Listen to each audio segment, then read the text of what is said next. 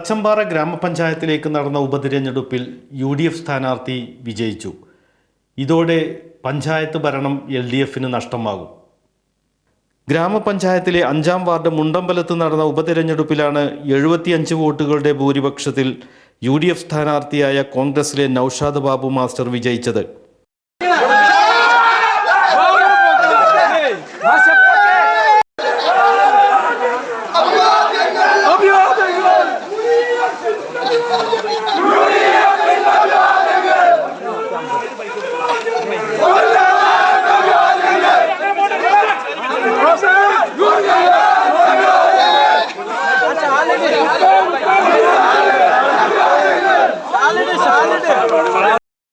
തച്ചമ്പാറ ഗ്രാമപഞ്ചായത്തിലെ 5-ാം വാർഡിലെ ഉപതെരഞ്ഞെടുപ്പിൽ UDF സ്ഥാനാർത്ഥിയായ ഞാൻ 75 വോട്ടുകളുടെ ഭൂരിപക്ഷത്തിൽ വിജയിച്ചായിട്ട് അറിയിക്കുകയാണ്.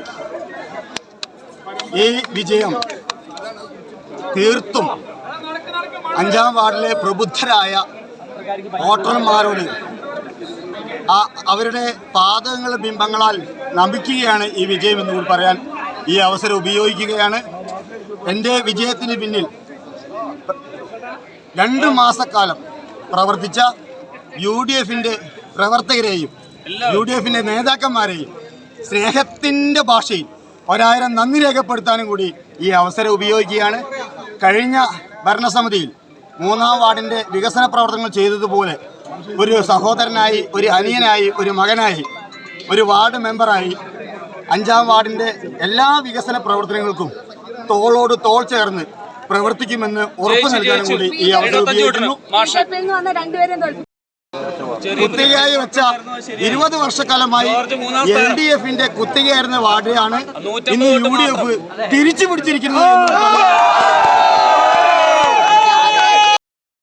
നമുക്ക് വളരെയധികം തീർത്തും ദുഃഖകരമായ ഒരു കാര്യമാണ് വയനാട്ടിൽ ഇന്ന് നമ്മൾ പത്രമാധ്യമങ്ങളുടെയും TV മാധ്യമങ്ങളുടെയും നമ്മൾ കണ്ടുകൊണ്ടിരിക്കുന്നു. 186ഓളം ആളുകൾ മരണമടഞ്ഞതായി ഇന്ന് കാണുന്നു. അതുകൊണ്ട് തന്നെ ഇന്നത്തെ ഈ വിജയാഹ്ലാദം വലിയൊരു ആഹ്ലാദമല്ലാത്ത രീതിയിലാണ് സൂചകമായി നമ്മളിന്ന് ഇത് കൊണ്ടാടുന്നത്. അവർക്ക് അവരുടെ മുമ്പിൽ ആദരാഞ്ജലി അർപ്പിക്കാനും കൂടി ഈ അവസരം ഉപയോഗിക്കുന്നു. 1303 വോട്ടുകളുള്ള വാർഡിൽ 1073 വോട്ടുകളാണ് പോൾ ചെയ്തത്. ശക്തമായ ത്രികോണ മത്സരം നടന്ന വാർഡിൽ UDF സ്ഥാനാർത്ഥിക്ക് 496 വോട്ടും LDF സ്ഥാനാർത്ഥിക്ക് 421ഉം BJP സ്ഥാനാർത്ഥിക്ക് 156 വോട്ടുകളുമാണ് ലഭിച്ചത്.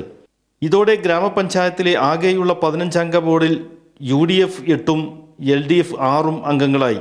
4-ാം വാർഡിലെ LDF അംഗമായിരുന്ന ജോർജ് തച്ചമ്പാറ അംഗത്വം രാജിവെച്ച് BJPയിൽ ചേർന്ന് 5-ാം വാർഡിൽ മത്സരിക്കുകയും പരാജയപ്പെടുകയും ചെയ്തു. ഒഴിഞ്ഞുകിടക്കുന്ന 4-ാം വാർഡിൽ ഇനി ഉപതിരഞ്ഞെടുപ്പ് നടക്കാനുണ്ട്. എങ്കിലും ഏത് മുന്നണി 4-ാം വാർഡിൽ വിജയിച്ചാലും ഭരണം UDFന്റെ കൈകളിൽ ഭദ്രമാകും.